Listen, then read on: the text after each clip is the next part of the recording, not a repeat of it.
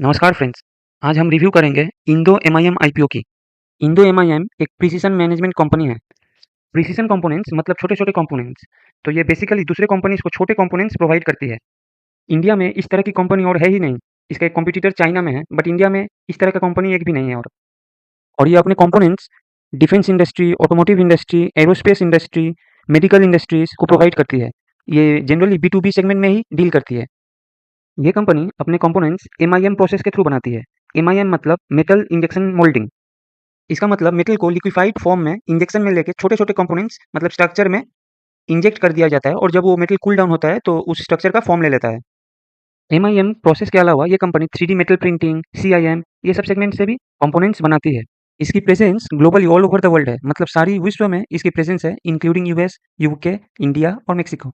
इसके अलावा 1100 से भी ज़्यादा क्लाइंट्स है इसके और 45 से भी ज़्यादा कंट्री में इसका बोलबाला रहा है। एक नेगेटिव बात भी है ये कंपनी की कि नियर अबाउट 80% रेवेन्यू बाहर से आता है और आप हमारा ट्रम्प चाचा को जानते ही हैं, अगर वो टैरिफ हाइक कर दें तो इस कंपनी के रेवेन्यू में इम्पैक्ट आ सकता है। इसके अलावा बाकी सारी चीज़ें इस कंपनी का बेहतरीन है। ये कंपनी इनकॉर्पोरेट हुई थी 1996 में, तो आप समझ ही सकते हैं कि प्रोमोटर्स 30 साल से भी ज़्यादा का एक्सपीरियंस रखते हैं। ये तो हो गई कंपनी की बात। अब आइए इसके फाइनेंशियल्स देख लेते हैं। इस कंपनी की टोटल इनकम की बात किया जाए तो रेवेन्यू ईयर ऑन ईयर बढ़ा है। 24 में 2900 का रेवेन्यू था, जो कि फाइनेंशियल ईयर 25 में 3373 3373 का रेवेन्यू हो गया है और फाइनेंशियल ईयर 26 में 4320 का रेवेन्यू है। तो रेवेन्यू में काफ़ी शानदार ग्रोथ है। Profit after tax financial year 24 में 283 करोड़ का था, जो कि बढ़कर फाइनेंशियल ईयर 25 में 423 करोड़ का हो गया और अभी फाइनेंशियल ईयर 26 में 533 करोड़ प्रॉफिट है, जो कि काफ़ी अच्छी बात है। टोटल एसेट्स में भी ग्रोथ है, नेट वर्थ भी बढ़ा है। बोरोइंग्स नियर अबाउट एक ही तरह का है, 1090 करोड़ का है, जो कि इस हिसाब से डेट इक्विटी रेशियो 0.39 का निकल रहा है, जो कि बैलेंस्ड है।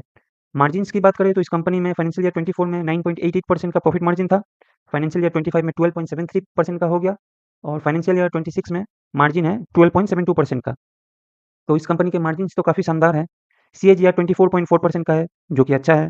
आरओई 21 का है, ये भी अच्छा है। आरओसी 26 का है, बहुत अच्छा। तो मिला-जुला के फाइनेंशियल्स के नंबर्स तो काफ़ी इंप्रेसिव है। अब देख लेते हैं इस कंपनी के डेट्स। ये आईपीओ बिड करने के लिए 23 जुलाई से ओपन हो जाएगा और बिडिंग क्लोज होगी 27 जुलाई को। 27 जुलाई को बिडिंग बंद हो जाएगी। अलॉटमेंट आ जाएंगे 28 जुलाई, 28 जुलाई को और फाइनली एनएससी और बीएसई पे इसकी लिस्टिंग हो जाएगी 30 जुलाई को। इस आईपीओ का रजिस्ट्रार है मफजी। फेस वैल्यू रहेगा 1। प्राइस बैंड रहेगा 461 रुपीज़ से लेके 485 रुपीज़ तक। लॉट साइज रहेंगे 30 शेयर्स के। आईपीओ का टोटल इशू साइज है 3811 करोड़, जो कि एक बड़ा आईपीओ ही कह सकते हैं। मिलने के चांसेस काफ़ी ज़्यादा रहेंगे इस आईपीओ में। इस आईपीओ का ओएफएस साइज है 3311 करोड़ का और फ्रेश इशू है 499.10 crore. Near about 500 crore fresh issue है और 3311 करोड़ ओएफएस है। ओएफएस जो है वो तो सारे प्रोमोटर्स एग्जिट ले लेंगे और फ्रेश इशू जो है 499 करोड़ के, उसमें से 400 करोड़ कंपनी डेट रिपेमेंट के लिए यूज़ करेगी और 99.10 जो 99 करोड़ है वो जनरल कॉर्पोरेट पर्पस के लिए यूज़ होगा।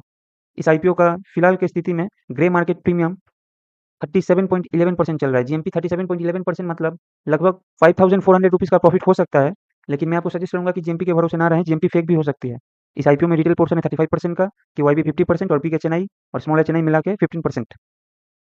जैसा कि मैंने आपको पहले भी बताया था, इस कंपनी का कोई भी लिस्टेड पीयर्स या अनलिस्टेड पीयर्स इंडिया में तो नहीं है। इस कंपनी का चाइना में एक पीयर है, जिसके साथ हम लोग कंपैरिज़न कर रहे हैं। कंपैरिज़न हालाँकि करना ठीक तो नहीं होगा, फिर भी एक कंपैरिज़न देख लेते हैं।